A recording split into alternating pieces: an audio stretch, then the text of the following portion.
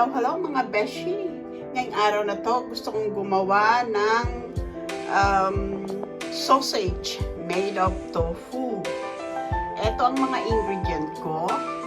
Meron ako ditong oyster mushroom. Oyster mushroom. Ayan, ang ganda oh. Ganda ng pagkaano niya. Mushroom, very fresh. Ayan. And meron din ako ritong kastanya mushroom.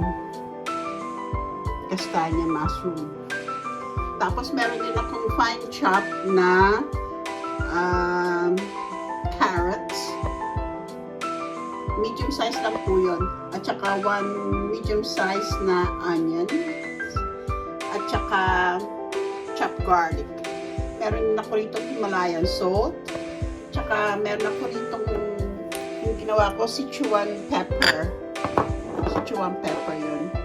Tsaka meron ako ditong smoked paprika para yung ating sausage is mayroong smoky flavor. So, gagayatin ko lang po ito ng fine kapares ng pagkagayat ko ng carrot. Tapos i-mash po natin itong ating tofu. Ayan, na-chop na natin ang ating oyster mushroom and kastanya mushroom. Ngayon naman,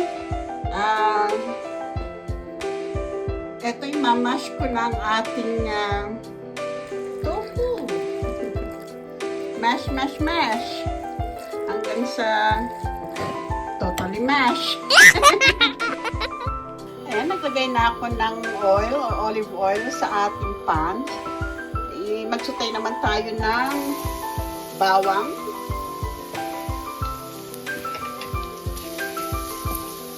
Sutay natin yung bawang, sibuyas,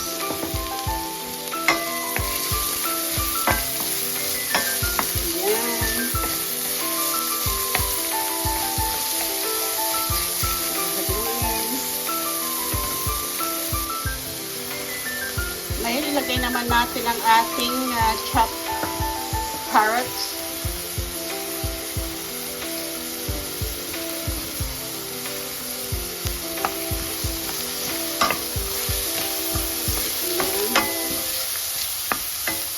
Hanggang sa medyo malambot na siya. Pagka medyo malambot na siya, saka pa lang natin ilalagay yung ating chopped mushrooms. And nilagyan ko na siya ng Sichuan pepper at saka ng smoked paprika at ng Himalayan salt. Ayan. Ayan, na-add na natin yung ating chopped mushrooms. Haluin lang po natin. Incorporated. Madali lang siyang maluto. Bariya half cook natin kasi pag binilot po natin, hinalo natin sa ating tofu, i-steam pa natin. Maluluto din po siya. So,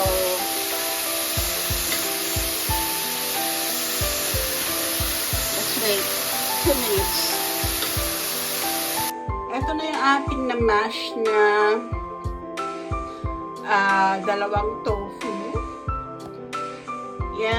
Isi-season po natin siya ng 1 teaspoon of smoked paprika at saka 1 teaspoon of vegetable condiments and half teaspoon of Sichuan pepper. Ayan, i-mix po natin siya. Tapos pagka yung medyo malambot, sorry. Ibig sabihin yung na-saute natin na carrot at saka yung champignon. Champignon is, nakakalimutan ko sabihin sa Tagalog. Champignon. Champignon is mushroom. Sorry mga besh. Mushroom. Pagka na medyo malamig na po yun, tsaka lang po natin i-add dito sa ating tofu mix. Ayan mga besh. Medyo malamig na yung ating salted vegetables. Hinalo ko na siya sa ating tofu. Ngayon, imimix po natin sila ng mainam. Kailangan mix na mix po sila. Para na sa ganun, pagka gumawa tayo ng sausage, matitikman natin lahat yung mga ingrediente. So, halo-halo. Ay, mga besh, na halo na natin sila. Na ilalagyan natin siya ng gluten-free coconut, gluten-free coconut meal. Meal sa amin is flour. Coconut flour. Lalagyan ko siya ng 1 cup muna. Titignan ko muna yung texture. Ngayon, pagka na-feel ko, kasi tansyahan lang po ako mga besh. Na titignan ko muna kung okay na. Then, pagkakulang pa yung dadagdagan ko pa ulit siya ng coconut flour. Ayan ang mga besh. Nagdagdag pa po ako ng 1 cup of coconut flour. Gluten-free. So, itong ginagawa natin is vegan sausage. Ito na mga besh. Nilagyan ko pala siya ng 1 cup of roasted almond milk. Yan. 1 cup po nilagay ko para mag-bind po sila. Ayan. Ayan, ganyan po. Naglagay ako ng dalawang ganito. Dalawang ganyan. Tapos, i-form nyo po ng ganito. Ito po is parchment paper po ginamit ko dyan para hindi po sila dumikit. Ngayon, babalutin natin siya ng parchment paper and then i-roll natin. Ayan, ganito. Tapos, i-roll natin ulit siya sa foil.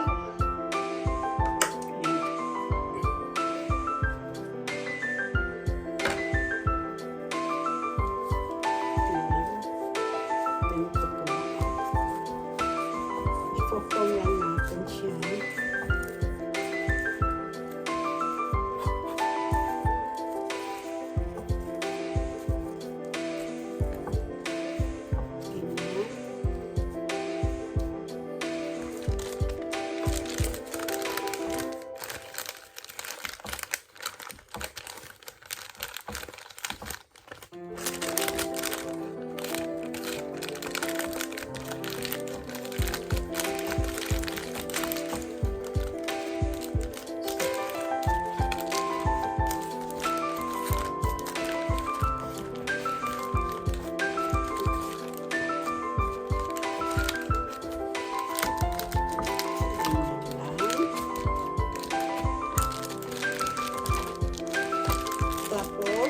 Press lang yung end.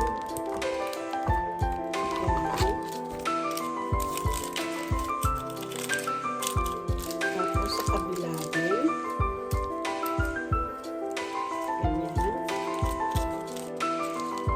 Ayusin natin dito sa kabila.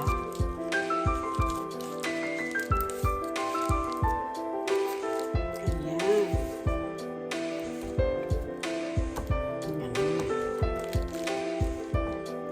Then, babalot natin siya ng foil.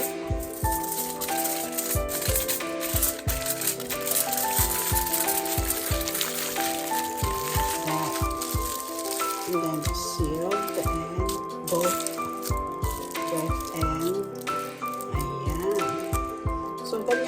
mga beshi. Ito na mga beshi, ang ating mga na roll na sausages. Vegan sausages. Ngayon naman, i-ano natin siya, i-steam natin siya. Ayan, kumukulo na yung ating steamer. Lalagay natin siya sa steamer. Ayan, lalagay natin.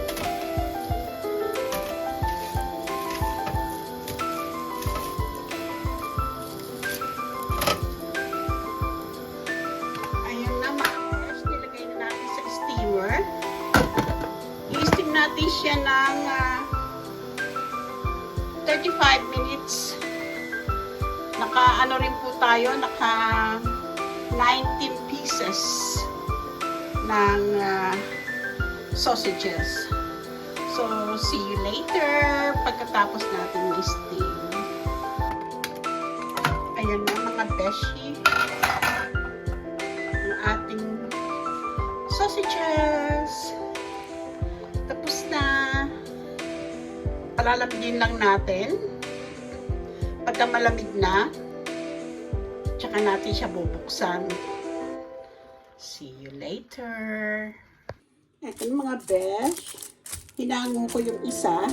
I-check natin. Wow! Ang ganda. Oh, ang ganda. Ang ganda ng steam niya. Ayan. I-prepare po natin siya mamaya pagka medyo malamig na po. Kasi medyo ano pa siya eh. Mainit pa. Tapos medyo malambot pa. Pagka malamig na easy to handle na po. Tsaka natin siya i-fry. Ayan. Medyo golden brown. So, ito na po mga besh ang aking dinner. Spinach with mashed potato and my vegan sausage. This is typical Dutch food in the winter. Spinach. Very healthy po siya. So, let's eat. Thank you for watching mga besh. Yung mga hindi pa po dyan nakasubscribe, subscribe na po kayo para wala po kayo nanini sa aking pong simpleng pagluluto. Thank you. Thank you for watching. Happy cooking. Bye.